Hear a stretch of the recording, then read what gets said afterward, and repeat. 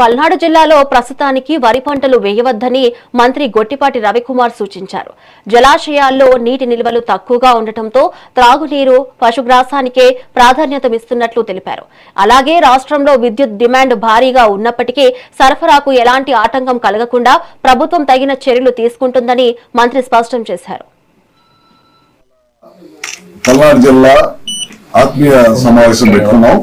పెద్దలు గౌరవనీయులు మాజీ మంత్రివర్యులు స్థానిక శాసనసభ్యులు పుల్లారావు గారి ఇంట్లో పెట్టుకున్నాం. వాళ్ళందరం నేను, నాతో పాటు పార్టీ ప్రెసిడెంట్ గారు అరుణ్ బాబు గారు, కన్నా లక్ష్మణ్ గారు, ఎరపనేని గారు, బ్రహ్మానంద రెడ్డి గారు, ప్రవీణ్ గారు, విప్ గారు, చీఫ్ విప్ గారు అందరం కూడా కూర్చున్నాము.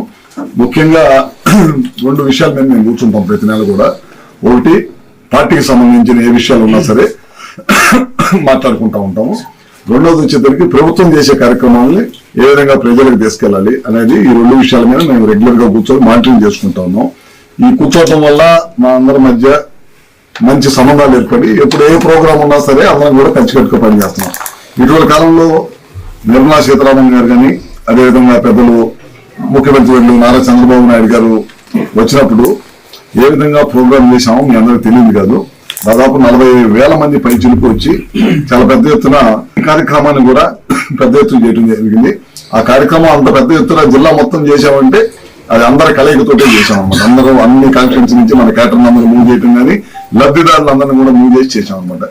ఏ కార్యక్రమం ఉన్నా సరే అందరం కూడా కలిసికట్టుగా పనిచేసి ఒక మంచి మెసేజ్ తెలుగుదేశం పార్టీ నాయకుడికి, ఒక ప్రభుత్వ పథకాలు ప్రజలకు చేర్చేదానికి, ప్రజల కోసం ఈ రెండు కార్యక్రమాలు చేసుకుంటూ ముందుకెళ్తా ఉన్నాం.